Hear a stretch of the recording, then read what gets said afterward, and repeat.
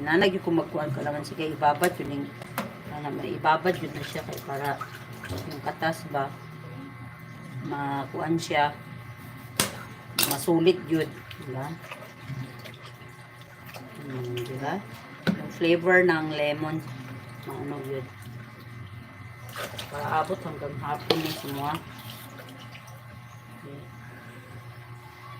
Okay na, estimate na ni for tomorrow morning, yan. Tapos ito naman abot to hanggang hapon din, sa gabi na lang pagawa na lang ng pag-apat-apat para for good night sleep. Okay.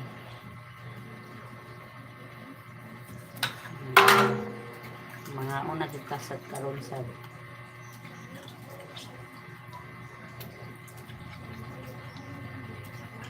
yan, humana ning atong kalamansi juice.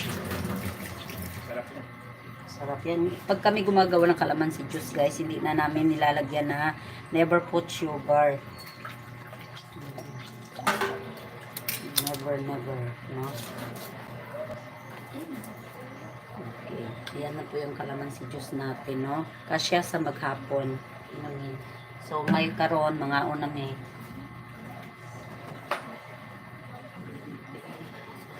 Nakakarek ko yung hairband ko nung sasambunot ka. Muruha kang kurtina ka.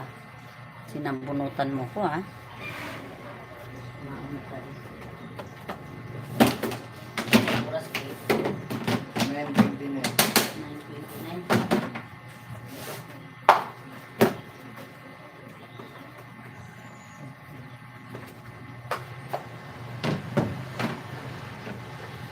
Bumigay yung ating lamesa. Hapon lahat ng ano natin.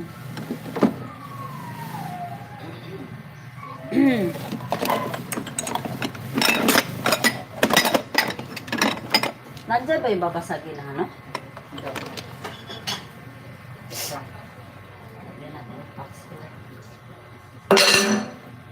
Sandok na ta guys, kanon. Plato sa bebe.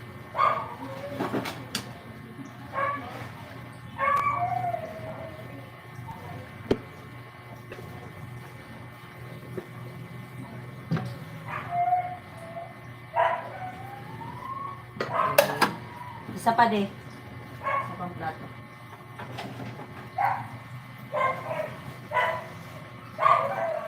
Matutupakseyo, mapapadami talaga kain sa nito.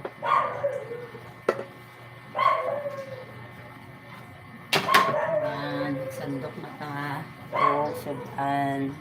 Ito na yung pinaka-excited sa kanya yung ulam natin. Charot.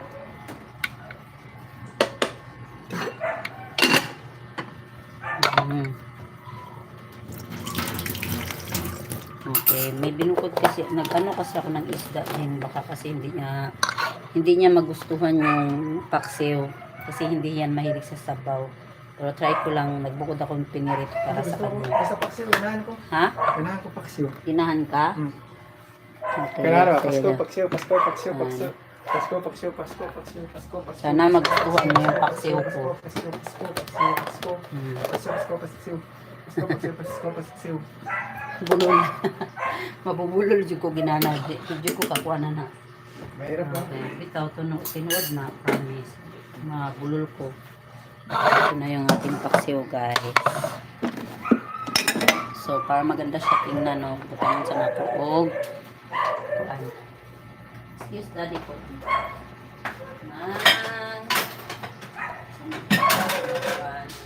Kung anong tayo pa para pwede siya picturean. Ha? Nandyan mo siguro mga plato. Kuwara ko na ilang mga plato din na sa ilaha di. Na ang mga plato din na sila, ha? Ang plato na lalong wala lagi din.